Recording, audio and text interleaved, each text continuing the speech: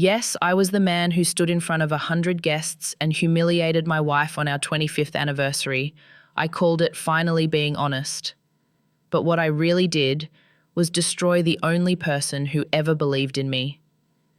That night, I thought I was starting a new life with someone younger, someone better. Instead, I ended my own. And if you're wondering how a man can lose everything in one toast, stay.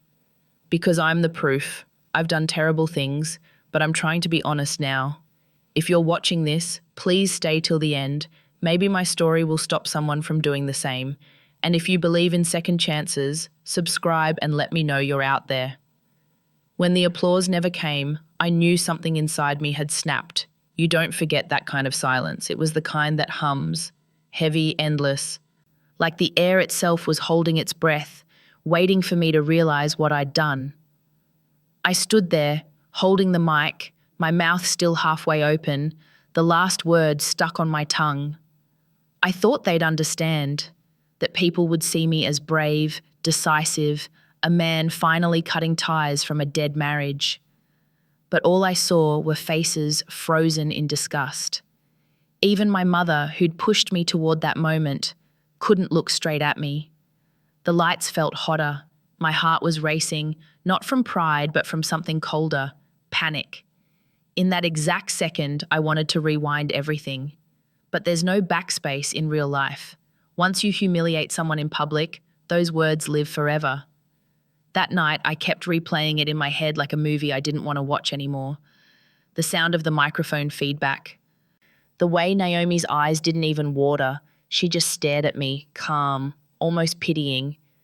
That was worse than if she had screamed, because her silence told me she already knew who I had become. I tried to justify it at first. I told myself it was self-defense, that I was finally standing up for myself after years of feeling invisible. I said she never understood me, that she was too serious, too quiet, too old-fashioned. It's funny how easily a guilty mind can dress cowardice as courage.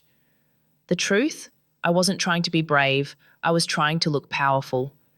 And power, at least the kind I wanted, needed an audience.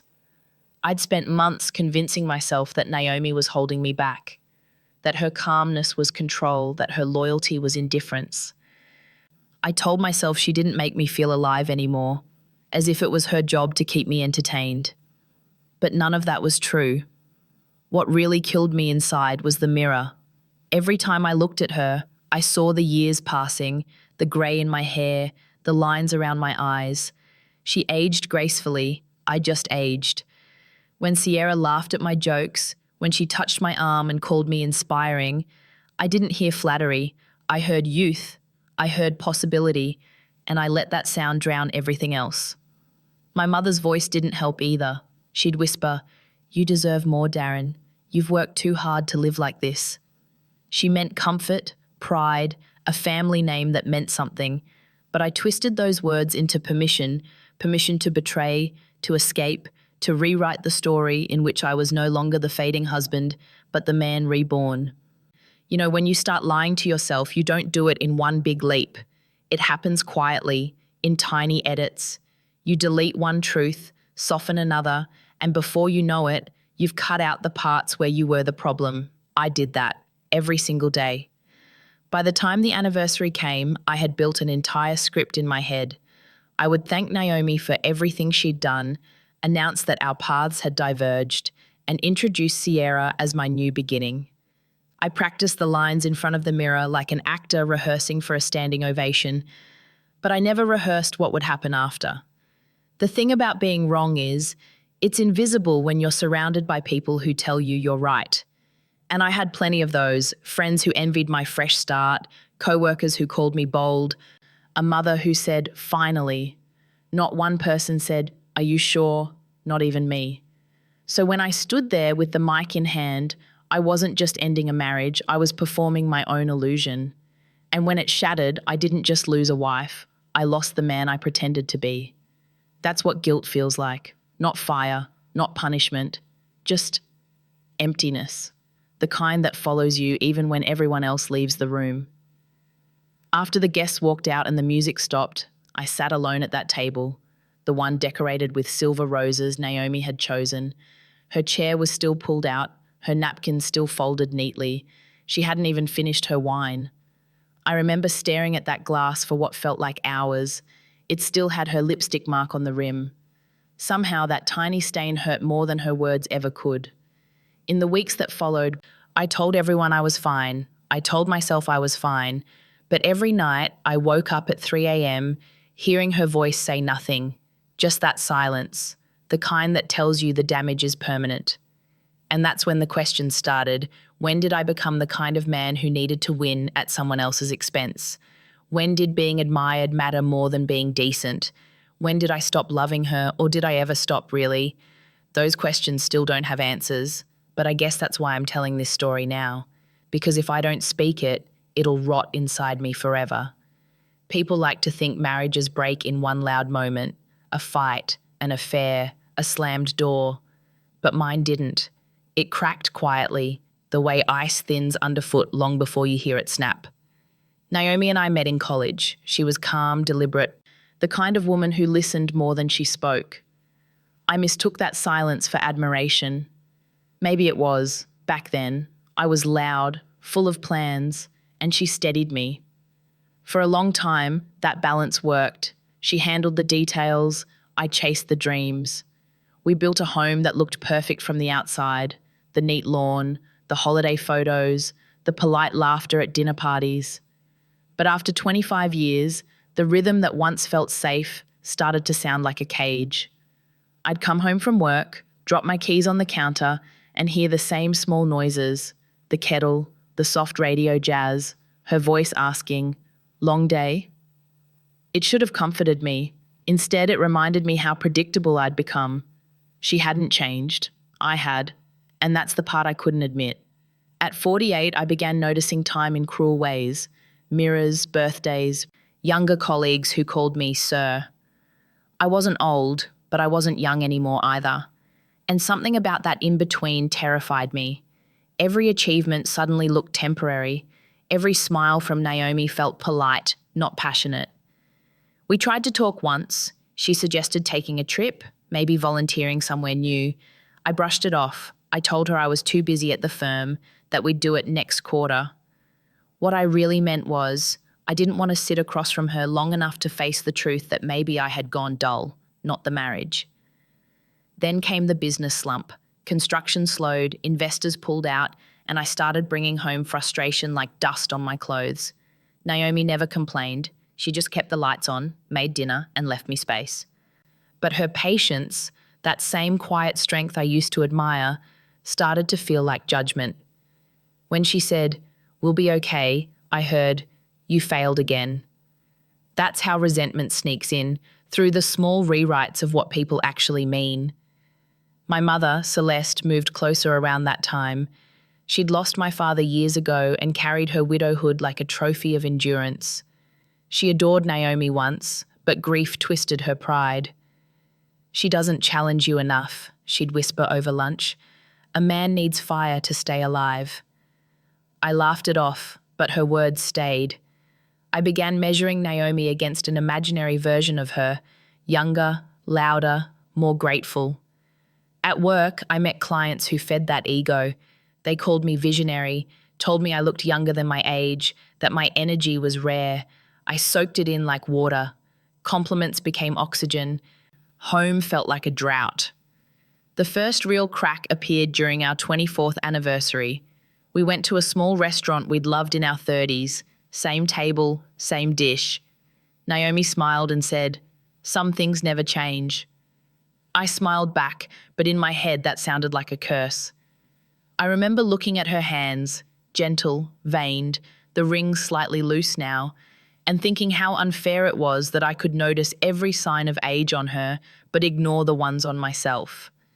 That night, I stayed late in the car after we got home. I scrolled through photos of old projects, old parties, even old versions of me, the one who seemed sharper, lighter. I told myself I just missed the thrill of beginnings. But the truth is, I was already searching for an ending.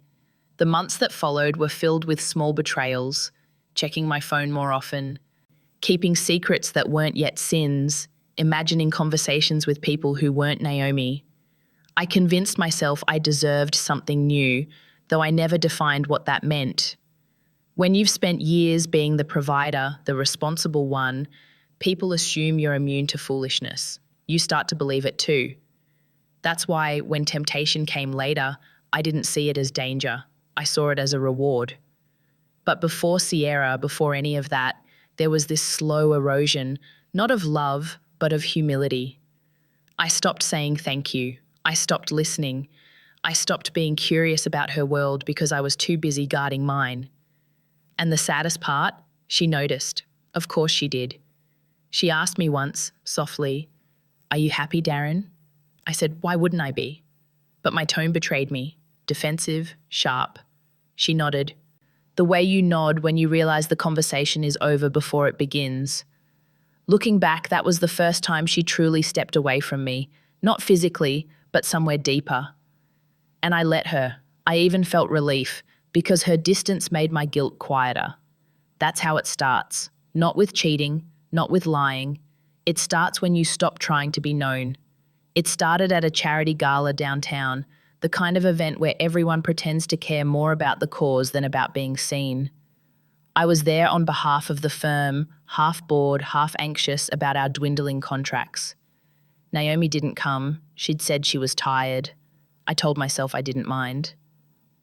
That night, I met Sierra. She was young, 27, maybe 28, ambitious, confident, all sharp heels and smooth charm. She laughed at my jokes like they were new. That shouldn't have meant anything, but when you've been invisible for too long, even polite attention feels like a spotlight. She said she admired my presence. No one had said that to me in years. Not success, not work, not career, presence. Like I still filled a room. We talked about business, travel, then dreams, or at least what she thought mine were. I told her things I hadn't told Naomi in years. My fear of slowing down, my regret about never being a father, my wish to feel seen again. She listened like every word was proof that I was someone important. By the end of the night, I wasn't in love, but I was addicted, not to her, but to who I got to be around her. For weeks, I convinced myself it was harmless. Lunch meetings, long texts, inside jokes. Naomi would ask, "Rough day?" and I'd nod, pretending exhaustion while my phone buzzed in my pocket. Sierra called me D, said it made me sound younger. I liked it more than I should have. My mother met her accidentally at a networking event. Later that night, she said, "That girl admires you, Darren. You need people like that around you." And just like that, the door between decency and disaster opened. Celeste had always been protective, but after my father died, that protection became ownership. She thought she knew what was best for me, even when it meant hurting others. She never liked how independent Naomi was. "She's too calm, too sure of herself," she'd whisper. "Men like us need warmth, not walls." Men like us. I didn't even correct her. One Sunday, Mom invited Sierra over for brunch under the pretense of business. Watching them talk felt surreal. My mother's approving smile, Sierra's respectful tone, the silent permission between them. That day, something in me shifted. The guilt I should have felt turned into validation. When you're drowning, you'll mistake any hand reaching out as salvation, even if it's pulling you deeper. Naomi, of course, noticed. She never accused, never searched my phone, never yelled. She just became quieter. I mistook that silence as indifference, when it was probably heartbreak. Then one evening, while Naomi was setting the table, Mum called. Loudspeaker on, she said, "Darren, if you stay in that comfort zone, you'll die there. You deserve a woman who reminds you you're still alive." Naomi froze, holding a plate. She didn't look up. She just said, "Dinner's ready." I didn't know it then, but that was the moment she stopped believing we could be saved. From there, everything felt inevitable. Sierra became my assistant at work. Official title, business email, meetings by design. She was efficient, clever, and knew exactly how to make me feel irreplaceable. The firm started depending on her. I started depending on her. And Naomi? She became the ghost of the life I was trying to erase. I told myself she deserved better, that I was setting her free. It sounds noble, right? It wasn't. It was cowardice wearing a nice suit. When the idea of the anniversary speech came up, it wasn't spontaneous. It was months of whispers from my mother, encouragement from Sierra, and fantasies I'd built about starting over. Celeste said, "Do it publicly, Darren. End things with dignity. Show people you're not ashamed of your choices." She made betrayal sound like bravery, and I believed her. I started drafting that speech like it was a business proposal. I wrote lines like, "Sometimes love evolves," and "We've grown apart but with respect." I rehearsed them in front of the mirror, convincing myself I was being mature. Naomi planned the party herself. She thought we were renewing our vows. When I realized that, I should have stopped. I should have taken her hands, told her the truth, even if it broke her. But I didn't. Because deep down, I wanted the scene, the applause, the admiration, the clean slate. I told myself it was closure. But closure isn't something you give yourself by taking someone else's dignity. It's something you earn after you face what you've done. I wasn't ready for that. So I kept lying to her, to Sierra, to everyone, especially to myself. The week before our anniversary, I told myself I was calm. But calm isn't peace. It's pressure that hasn't exploded yet. Every detail of that night had been planned. I booked the ballroom at the Watergate, hired a small orchestra, and told Naomi it was my surprise for her, a celebration of 25 years together. She smiled, her eyes lighting up the way they used to, and for a moment I almost confessed everything. Almost. Then my phone buzzed. Sierra had texted, "You're doing the right thing. New beginnings are never easy." Just 6 words. But they were enough to drown the small voice inside me that whispered, "Coward." I spent that entire week rehearsing, not just the speech, but the tone, the smile, the posture. I wanted to look composed, like a man in control of his destiny. In truth, I was a man scripting his own humiliation and calling it courage.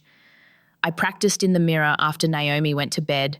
I'd look at my reflection and say, "Naomi, you've been my partner, my anchor, but life changes." Every time I said her name, my throat tightened, so I started skipping it. It made lying easier. My mother came by 2 nights before the event. She brought me cufflinks, my father's. She said, "He would be proud, Darren. You're finally taking charge." That word, proud, it poisoned everything. I'd been chasing her pride my entire life. Even as a grown man, part of me still wanted to be her good son.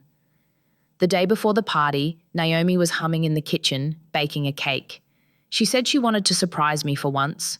I watched her from the hallway, her hands dusted with flour, her hair tied back, still wearing that same apron she'd had for years. And I felt something strange, not guilt, not love, but this hollow ache, like I was watching the last good thing in my life and deciding to burn it anyway. I remember she asked, "Should I wear blue or silver?" I said silver, because I thought it would look good for the photos, not realizing it would also match the tears that night. The morning of the event, I woke up before her. The city outside was quiet, foggy. I looked at her sleeping beside me and wondered if, in another version of our lives, I could have been a better man. But by then, fantasy was my only form of courage. At work, everyone knew. Sierra had told a few people, discreetly, which meant everyone whispered about how Darren was finally moving on. They congratulated me in advance. "Bold move," one said. "You deserve happiness," another added. Each compliment was gasoline poured over shame, and I mistook the heat for energy. That evening, when I put on the tuxedo, I remember looking in the mirror one last time. For a split second, I saw my father's eyes in my reflection, tired, disappointed. Then I blinked, straightened my tie, and walked out. Naomi looked beautiful that night, elegant, calm, radiant in the silver dress I'd chosen for her. She thanked me for everything, the dinner, the guests, the orchestra. She even leaned in and whispered, "You outdid yourself this time." If hell exists, it's that moment replaying in my head forever. During the dinner, I kept checking the time. Sierra sat 2 tables away with a few colleagues, pretending to be part of the event staff. Our eyes met a few times. She smiled, small, confident. In her mind, and mine, this was the birth of a new chapter. I remember gripping the note cards in my pocket, feeling the sweat soak through the paper. Every cell in my body screamed, "Don't do it." But pride is louder than conscience, especially when you've rehearsed the lie long enough to believe its truth. When the orchestra paused and the room quieted, I stood. Naomi's hand touched my arm lightly, smiling as if expecting a toast of love. And I smiled back. That's the part that haunts me most. I smiled. I walked to the stage, adjusted the mic, and told myself this was mercy, that ending things now, publicly, would save us both years of slow decay. What I really wanted was applause. Applause for being the man brave enough to speak his truth. The irony? I had no truth left, just a carefully curated performance built on fear, vanity, and the desperate need to feel alive again. As I began my speech, I saw Naomi's eyes glisten, not with tears, but with pride. She thought I was about to thank her. I was about to destroy her. That's the memory that still wakes me up at night. Not the fallout, not the headlines, just that one look, full of trust. Right before I shattered it forever. The room smelled of champagne and perfume, and for a second it felt like any other celebration. Glasses clinked, the band tuned up softly, laughter floated through the hall. I remember thinking, this is it, this is my moment. My palms were sweating through the cue cards. I'd rehearsed every line, every pause, but when I saw Naomi smiling at me from the head table, something inside me stumbled. She looked proud. She believed this night was about love, renewal, the future we'd promised 2.5 decades ago. That belief should have saved me. It didn't. I stood up when the music paused, and one of the waiters dimmed the lights slightly, my cue. The microphone felt heavier than it should. I remember clearing my throat, tapping it, pretending confidence. Naomi reached out to squeeze my hand before I walked toward the small stage. That gentle touch, her last gesture of trust, nearly undid me. But I smiled anyway, because I was too far gone to turn back. "Good evening, everyone," I began. My voice sounded calm, almost rehearsed. A few people clapped politely. "I want to thank you all for being here to celebrate 25 wonderful years with my wife, Naomi." Applause, flash of cameras, Naomi's face glowing under the lights. And then, my first lie. "Tonight isn't just a celebration," I said. "It's also a moment of truth." I heard a small murmur ripple through the crowd, but I pressed on. I told myself this was necessary, that this was maturity, honesty, evolution. Every word was a shield against guilt. I spoke about how people change, how love transforms, how life sometimes redirects us. Big words, empty words. Behind them hid a man terrified of aging, terrified of fading, terrified of himself. As I talked, my eyes flicked toward Sierra. She sat near the back, her face glowing with something like victory. Her slight nod said, "Keep going." It was the approval I'd been starving for. And then I looked back at Naomi. Her expression had shifted, not fear, not confusion yet, just a small crease between her brows, the start of realization. That's when my chest tightened. I could have stopped right there. I could have closed the speech with gratitude, kissed her cheek, gone home and confessed in private. But stopping meant admitting weakness. And I'd built this whole night on the illusion of control. So I kept talking. I said phrases I thought sounded noble. We've grown in different directions. We both deserve happiness. This isn't an ending, but a transition. The crowd began to shift uncomfortably. The clinking glasses stopped. Someone coughed. Naomi's hands were clasped on her lap now, knuckles white. I pretended not to notice, because if I did, I'd crumble. At one point, I even tried to smile, like this was a TED talk about self-discovery.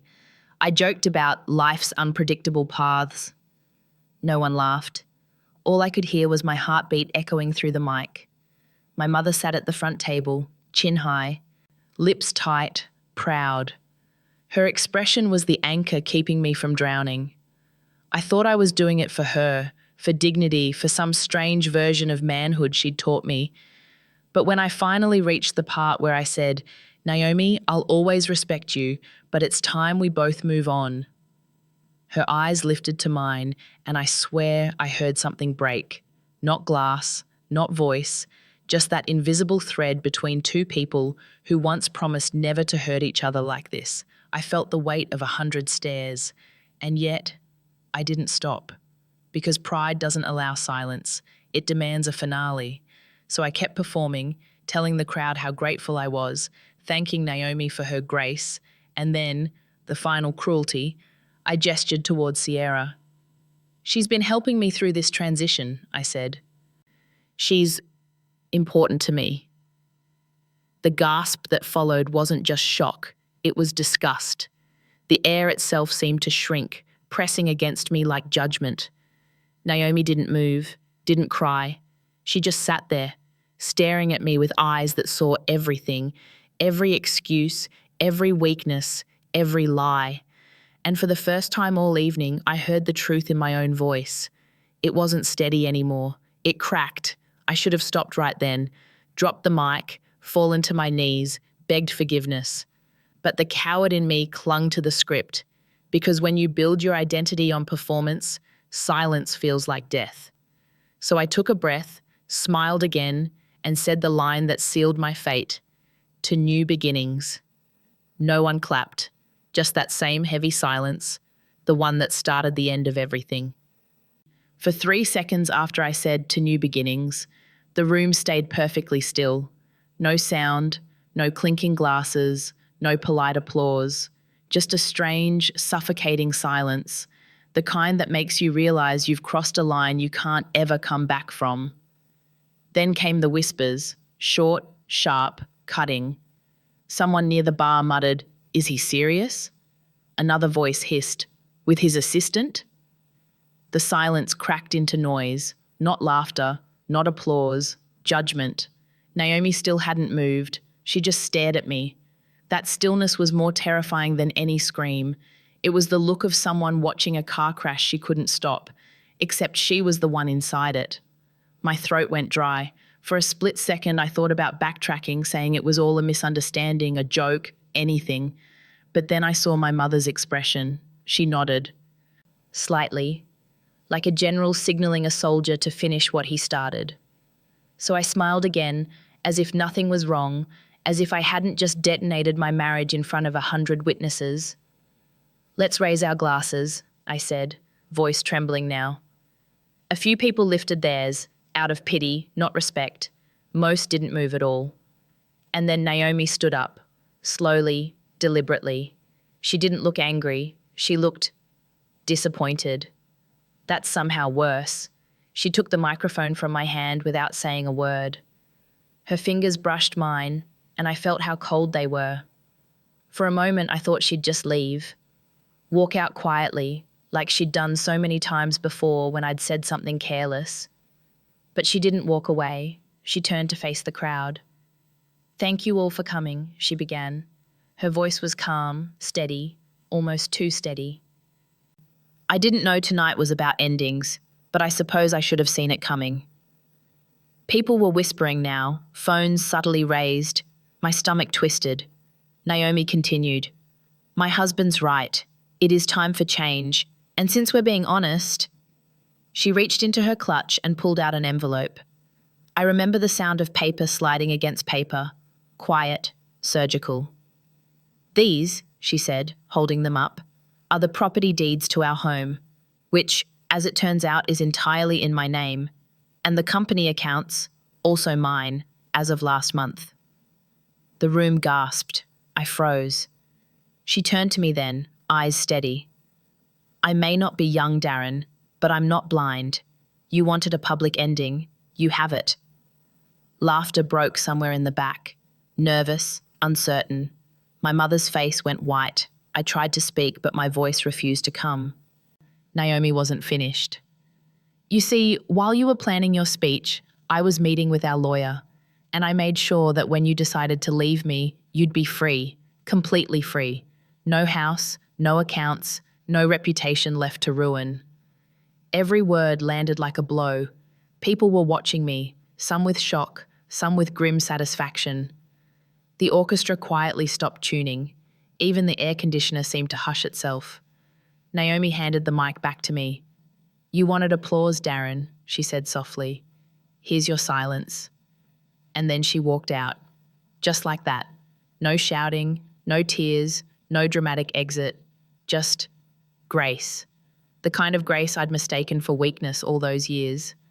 I stood there, holding the mic like a fool, staring at the door she'd just walked through. I could hear whispers turning into murmurs, murmurs into chuckles, chuckles into outright talk. Someone clapped, sarcastically. Another said, "Guess the party's over." They were right. Sierra was frozen near the back, her confidence gone. She looked terrified, not for me, but for herself. My mother's hands shook. She whispered, "We'll fix this." But her voice didn't sound so certain anymore. I wanted to disappear, to dissolve into that expensive carpet, to undo every second of that night. But that's not how consequences work. You don't get to vanish from the mess you make. You stand in it until it stains you. I stepped off the stage. No one stopped me. People moved aside like I was contagious, and maybe I was, carrying the infection of my own arrogance. I found my way to the empty hallway outside, the sound of music slowly fading behind me. I leaned against the wall, still holding the mic, and for the first time that night, I saw my reflection in one of the tall mirrors. The man looking back wasn't confident or brave or powerful. He was just small and scared and utterly alone. That's when it hit me. I hadn't humiliated Naomi. I'd humiliated myself in front of everyone I'd ever wanted respect from. And for the first time in years, I wanted nothing but her forgiveness, even though I knew I didn't deserve it. The next morning, the city looked the same. Cars still moved, people still rushed to work, sunlight still crawled through the blinds. But inside my apartment, everything felt different, like the world had quietly agreed to move on without me. I woke up in the tuxedo from the night before, half on the couch, half on the floor. My phone was buzzing with notifications. For a second, I hoped it was a dream. Then I saw the headlines. Businessman blindsides wife with public breakup. Watergate humiliation goes viral. Someone had filmed the whole thing, multiple angles. My face, Naomi's calm, the moment she handed me those documents. It was everywhere. I opened one of the clips. In the background, I could hear someone whisper, "What an idiot." That voice followed me like a ghost the rest of the day. By 9 a.m., my firm's PR manager called. Her voice was careful, professional, terrified. "Darren," she said, "we need to put you on temporary leave. The board's meeting this afternoon." Temporary leave. Such a polite way of saying get lost. I looked around my living room, half-empty champagne glass, wilted roses, the cufflinks my mother had given me lying on the coffee table. Everything looked expensive and meaningless. I tried calling Naomi. Straight to voicemail. Then I tried Sierra. No answer. The silence between those two rings told me more than any conversation ever could. Around noon, Mom showed up at my door, sunglasses hiding the shame she refused to name. She spoke first, of course. "They ambushed you," she said. "That woman humiliated you on purpose. We'll sue her for defamation." That woman. She couldn't even say Naomi's name. I didn't answer. I just stared at the screen of my phone, still looping the video of me standing there, frozen, as Naomi walked out. The internet loved it. Comments poured in by the thousands. "She's a queen." He got what he deserved. Imagine embarrassing your wife like that. For years, I had chased validation, applause, approval. Now I had it, just from the wrong audience for the wrong reasons. Mum paced the room, still talking about lawyers, public statements, spin control. But her voice sounded distant, like static. Because beneath all her words, I heard the one truth I'd been avoiding. No one could fix this, not even her. When she finally left, I sat there in the silence she'd filled with denial. The truth settled over me like dust, quiet, heavy, suffocating. Around 3 p.m., Sierra finally called. Her tone was thin, nervous. "Hey, I saw the video," she said. "It's bad. People are tagging me. I might need to step away from the company for a bit." A bit. That phrase hurt more than the headlines. She didn't say we, she said I. I tried to sound calm. "Of course, do what you need." What I wanted to say was, "Don't leave me now." But she hung up before I could. It hit me then. She'd never been in love with me. She was in love with the story of me, the successful man who could open doors. And when that story burned, she walked away to find another. By evening, the board officially suspended me. They used words like reputation risk, conduct unbecoming, company image. No one said betrayal, but that's what it was. From me to them, from them back to me. Business doesn't do sympathy, it does damage control. That night, I went back to our old house, not to apologize, not yet. I told myself I just wanted to see it one more time.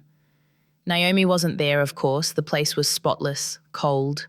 A single suitcase missing from the closet. On the kitchen counter, she'd left the anniversary cake she'd baked. Still wrapped in clear plastic, there was a note beside it, only 2 words, "No more lies." I didn't cry, I just stood there, staring at those words until the letters blurred. Then I sat on the floor, ate a piece of that cake with my hands like a starving man. It tasted like sugar and salt, sweetness and regret, baked into the same bite. At some point, I must have fallen asleep right there on the tiles, because I woke up to morning light pouring through the window. For the first time in years, I didn't reach for my phone. There was no one left to text, nothing left to prove. I used to think rock bottom was dramatic, sirens, shouting, loss. But it isn't. It's quiet. It's waking up to your own reflection and realizing no one's waiting for you anymore. That morning, I finally understood what Naomi had given me all those years: silence. But her silence used to mean patience. Now it meant absence. And I'd earned every bit of it. In the days that followed, my phone wouldn't stop ringing, but no one was calling to help. Reporters, tabloids, online talk shows. Everyone wanted a quote, a reaction, a confession. It was strange being famous for all the wrong reasons. For years, I'd chased visibility. Now I wanted to disappear. On the 3rd day, I finally turned my phone off. The silence was worse than the noise. That's when I realized how many people had vanished with the scandal. My friends, the ones who used to toast me at dinners, send me links to yacht rentals, and call me brother, suddenly forgot my number. One of them texted me, "You'll bounce back." I stared at that message for a long time before deleting it. Bounce back from what? From myself? The firm's website quietly removed my profile. My office was under review. Even my assistant, a guy who once called me a mentor, stopped replying to my emails. In 48 hours, I went from respected executive to a headline people used for clicks. Mom called every day, sometimes twice. Her tone shifted from anger to panic. "These people have no class," she'd say. "We'll rebuild your reputation. You just need to lie low for a while."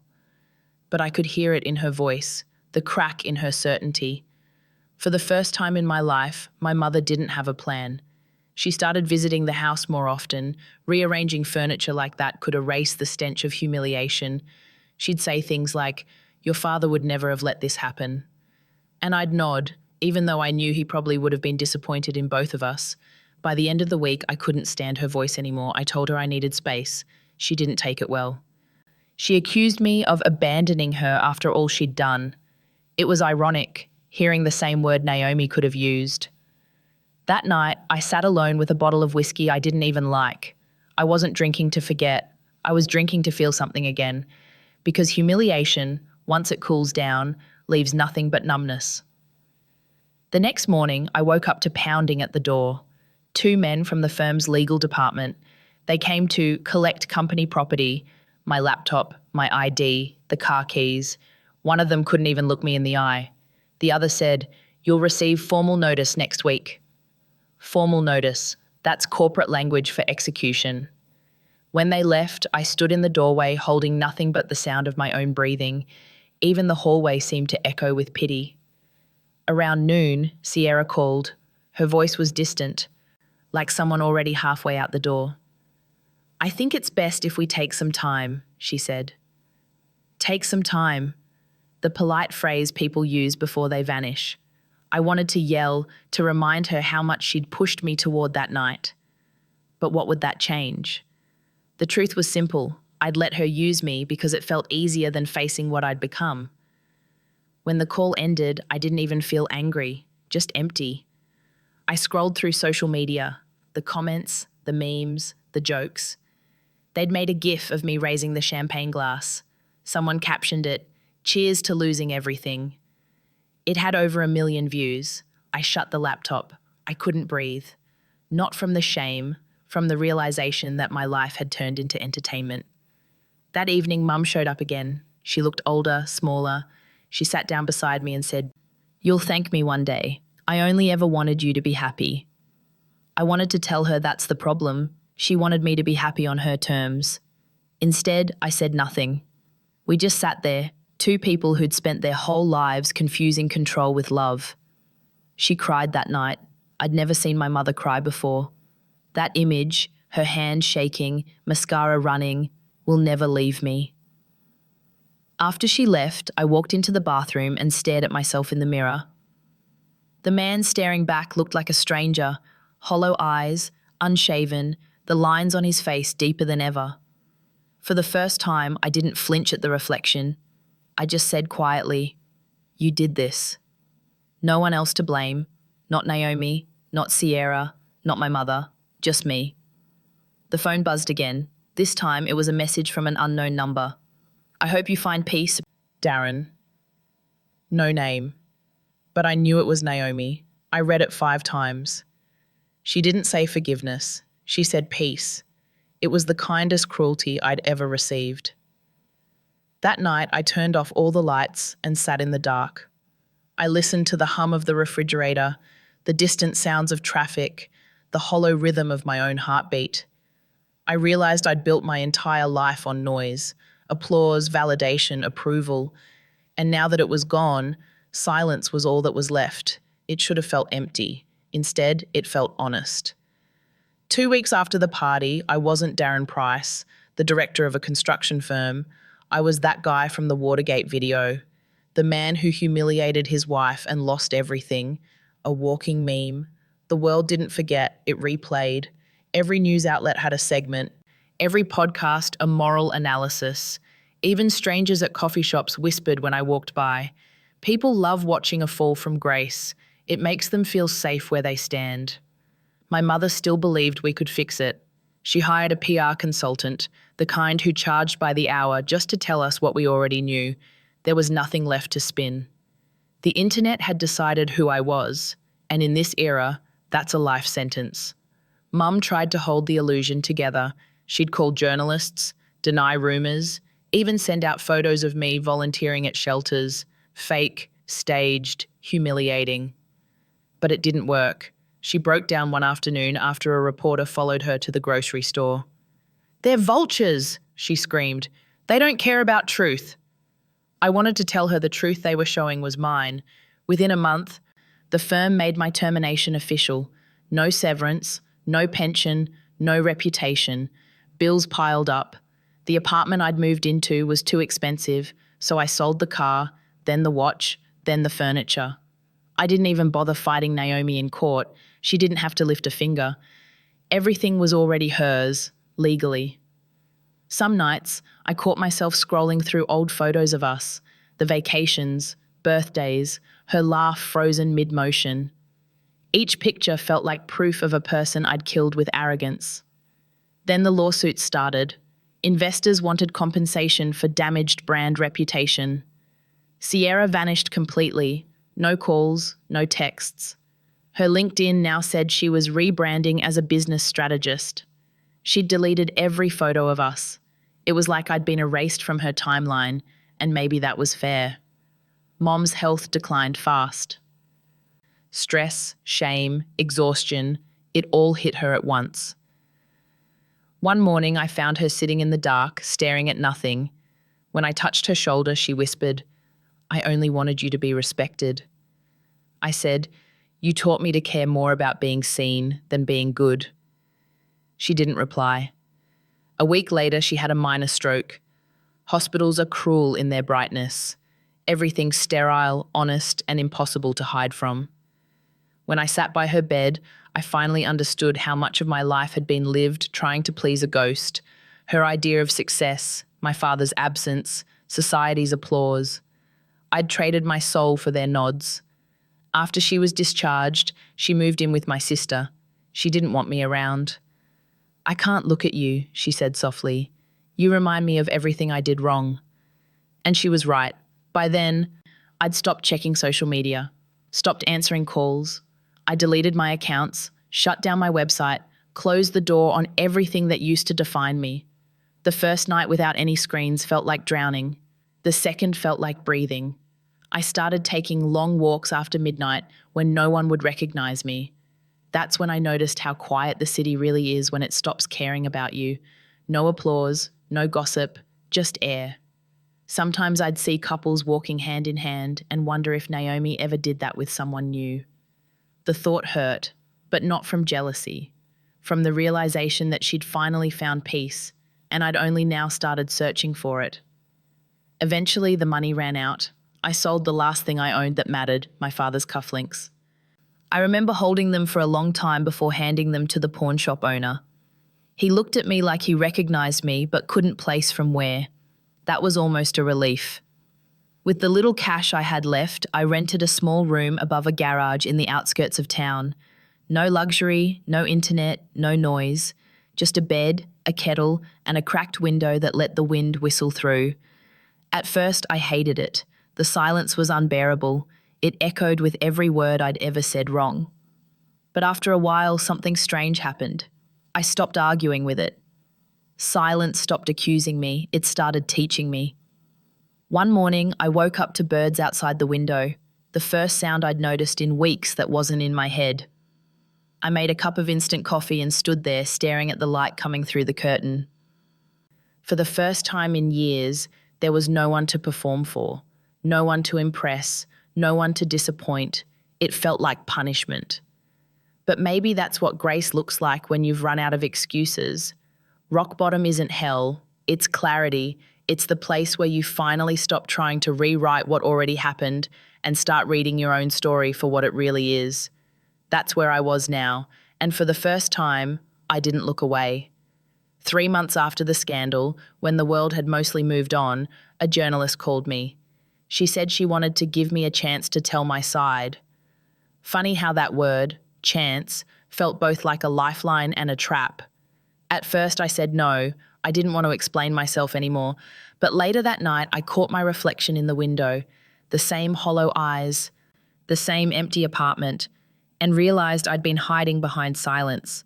I'd turned shame into shelter. So I called her back. We met in a small cafe downtown. No cameras, just a recorder on the table and 2 cups of coffee between us. She introduced herself as Elena. Her voice was calm, her eyes sharp, the kind of person who listens for truth, not sound bites. She pressed the red button.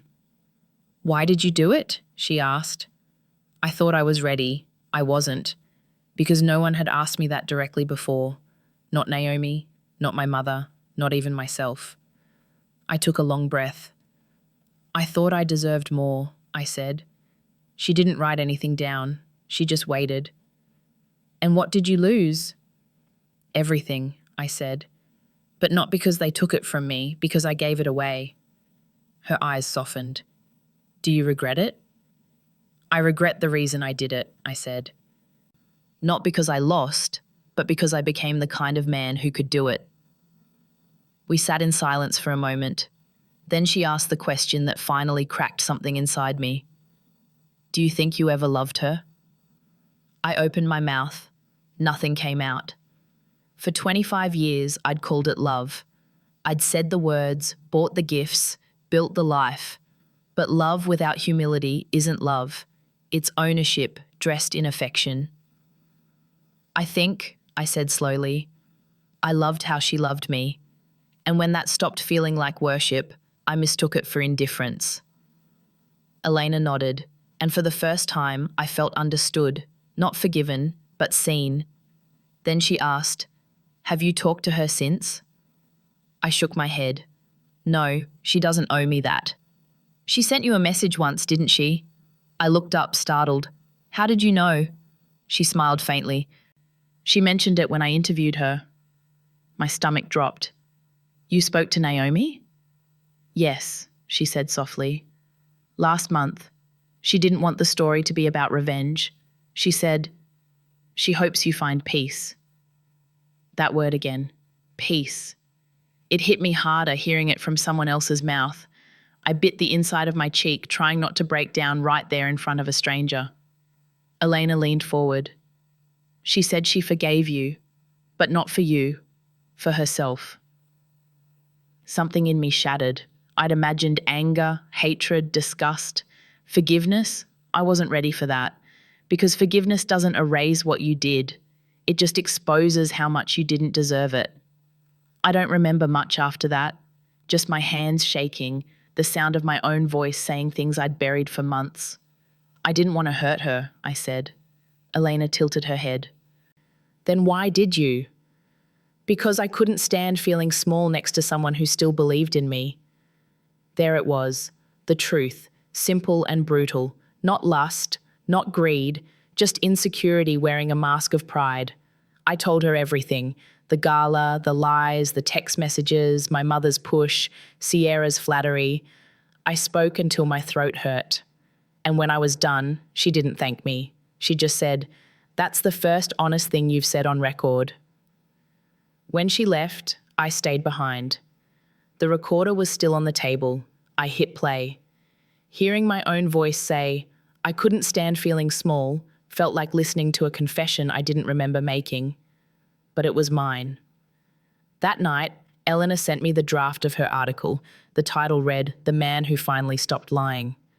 For the first time since that night at the Watergate, I didn't feel the urge to correct the narrative. Because for once, it was true. I didn't sleep. I sat by the window till dawn, listening to the city breathe. And for the first time, I didn't feel angry or ashamed or desperate. Just quiet. The kind of quiet that comes right before a storm finally breaks. And maybe, this time, I was ready to get wet. The article came out on a Sunday. No warning, no teaser, just there. Front page of a mid-sized digital magazine under the title, "The Man Who Finally Stopped Lying." My name was right below it, bold and unforgiving. At first, I didn't dare open it. Then curiosity won over fear, like it always had. I clicked. Elena hadn't changed my words. Not one. She didn't dramatize, didn't defend, she just let me speak. And that honesty, stripped bare of excuses, felt more brutal than any headline that had come before. Within an hour, the story spread. People shared it, debated it, dissected it. Some called me brave, others called me pathetic. I didn't correct either. By noon, my inbox was full again. This time, not from hate, but from strangers. Some said they'd been where I was. Some said they'd been Naomi. One woman wrote, "My husband left me the same way. I hope one day he understands, like you do now." It should have felt redemptive. It didn't. It felt heavy, like a truth too late to matter. Then the local radio picked it up, then national outlets. And just like that, I was back in the spotlight. But this time, not as the villain of a scandal, not as the headline to mock. This time I was the confession. People love a fall. But what they love even more is a redemption arc. They want proof that guilt can turn into grace, so they can believe it for themselves. By evening, my phone buzzed non-stop. Podcasts, TV producers, YouTubers, all wanting the man who owned his mistakes. I didn't answer any of them, because I wasn't trying to build a comeback. I was trying to build silence. But fame, even the broken kind, doesn't ask for permission. The next day, a camera crew showed up outside my building. One of them shouted, "Darren, do you have a message for your ex-wife?" I froze. Not because of the question, but because for the first time I realized I did. I walked up to the gate, looked straight into the lens, and said quietly, "Tell her." I finally listened. Then I turned around and went back inside. That clip went viral too, not because it was dramatic, but because it wasn't. People called it raw, unscripted, real, funny. That's all Naomi ever wanted from me, to be real. The following week, Elena texted me, "You okay?" I told her I didn't know. She replied, "Then you're finally being honest." Days passed. The noise online started fading again, replaced by the next scandal, the next tragedy, the next thing for people to care about. That's how the world moves. Fast, forgetful, efficient. But for me, time slowed down. I stopped avoiding mirrors, stopped checking headlines, started walking again, this time during daylight. Some people recognized me. They'd glance, whisper, maybe nod. I didn't hide, because for once, I didn't need to. One afternoon, I went to the park near the courthouse, the same place Naomi and I used to sit on Sundays. The bench was still there. I sat down and watched people pass, couples arguing softly, kids feeding pigeons, old men reading newspapers, all ordinary, all alive. A woman sat down beside me, probably in her 60s. She looked at me for a moment and said, "You're that man, aren't you?" I nodded. She smiled faintly. "You looked worse on camera." I laughed for the first time in months. It wasn't joyful, it was real. She said, "My husband cheated on me once. I forgave him. Took me 20 years to do it." Then she stood up, patted my shoulder, and walked away.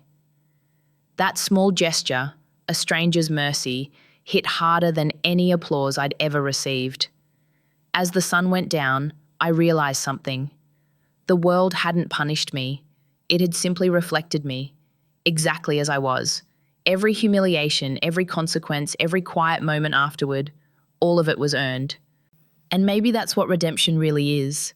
Not getting back what you lost, but facing yourself without flinching. When I left the park, the air smelled like rain. I didn't rush home. For the first time in years, I had nowhere to be, and that didn't feel like failure. It felt like freedom. That night, before going to bed, I whispered something I hadn't said since the Watergate. "Thank you, Naomi." It wasn't an apology. It was acknowledgement that her silence had finally done what my words never could. It made me human again. Redemption isn't loud. No music swells when it happens.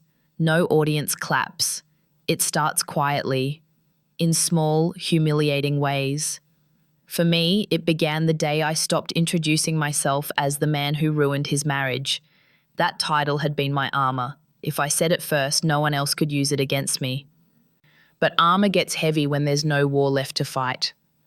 One morning, I looked in the mirror and said, "I'm just Darren. Not Darren the executive, not Darren the scandal, just me." It felt strange, like wearing someone else's skin, but for the first time, it fit.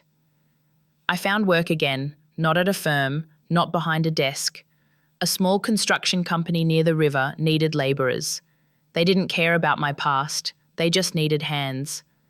At first, I hesitated. The pay was low, the work brutal.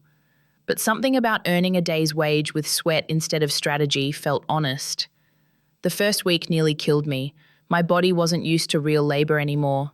My palms blistered, my back screamed. But each time I wiped the dust from my face, I felt more alive than I had in years. There was a guy named Luis on the crew, mid-30s, quiet, always humming while he worked. One afternoon, during a break, he asked out of nowhere, "You used to be somebody, right?" I almost laughed. "Used to think so." He nodded like he understood, then said, "We're all somebody until life humbles us." Then he went back to work.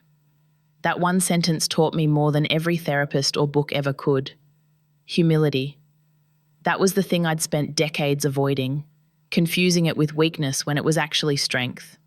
Naomi had known that all along. That's why she never shouted, never fought back. She didn't need to win. She already understood what mattered. I started noticing details I used to ignore. The way the sunlight hit wet concrete, the rhythm of hammers, the quiet kindness of people who had nothing to prove. These men didn't need applause. They worked, they laughed, they went home. They were whole in a way I'd never been. Some evenings I'd walk by the old neighborhood where Naomi still lived, not close enough to be seen, just far enough to feel the ghost of what used to be. Through the window, I once saw her silhouette moving across the living room. There was another figure inside, a man, maybe a friend, maybe more. I didn't feel jealous. I felt grateful because it meant she'd healed, and maybe that meant there was still hope for me too. I never tried to contact her again. What would I say? I'm sorry? Those words are easy. Living differently. That's the real apology. So I built my life quietly, rented a smaller place, cooked my own meals, paid my bills on time. I learned to exist without an audience. And in that solitude, I discovered something unexpected. Peace doesn't erase guilt. It coexists with it. You learn to live alongside the ache, like an old injury that no longer bleeds but still aches when it rains. On Sundays, I sometimes visit my mother at the care home. She's fragile now. Her words come and go. Last week, she looked at me, confused, and asked, "Did you ever make her happy?" I wanted to lie, to comfort her, but I said, "For a while, maybe." She smiled faintly. "That's better than never." Then she fell asleep holding my hand. As I sat there, I realized something I'd missed my whole life. Love isn't about being adored. It's about being accountable, about showing up even when you've failed before. That's the part I'm still learning. Every morning I wake up, make coffee, tie my boots, and remind myself, redemption isn't a destination, it's a daily practice. It's in the small choices, telling the truth even when no one's watching, showing kindness without needing it returned, admitting weakness without shame. Sometimes I still hear echoes of that night, the gasps, the silence, Naomi's voice saying, "Here's your silence." And strangely, that memory no longer crushes me, it grounds me. Because silence, I've learned, is sacred when you finally stop trying to fill it with lies. A few weeks ago, a coworker asked why I always stay late cleaning up after everyone else. I told him, because once I made a mess that took years to clean. He didn't get it, and that's okay. Some truths don't need to be shared, only lived. These days, I don't measure my worth by who praises me or forgives me. I measure it by how I treat people who owe me nothing. I'm still not the man I wish I was. But I'm no longer the man I was, and maybe that's enough. When I walk home at dusk, the city lights blur in the distance. They used to look like spotlights. Now they look like stars. Distant, quiet, unbothered by who's watching. I don't chase them anymore. I just let them shine. Sometimes I wonder what people see when they watch my story now. Maybe they still see the villain. Maybe they see a man who learned too late. Either way, they're both right. Because the truth is, I was that man. Proud, reckless, selfish. But I'm also this man now, quiet, tired, learning. And between those two versions lies everything I lost and everything I finally understand. Naomi once told me, years before the fall, that love isn't proven by grand gestures. It's proven, she said, by the way you act when no one's clapping. I didn't get it then. Now I do. There's no applause where I am now, just mornings filled with coffee and the sound of the river where we pour concrete. It's not glamorous, but it's real. And for me, real is enough. If you've ever broken something you thought could never be fixed, yourself, someone else, a life, I hope you hear this. You can't undo the damage, but you can stop repeating it. That's the quiet mercy of time. I can't change what I did, but I can choose to live differently now. Even broken people can tell the truth.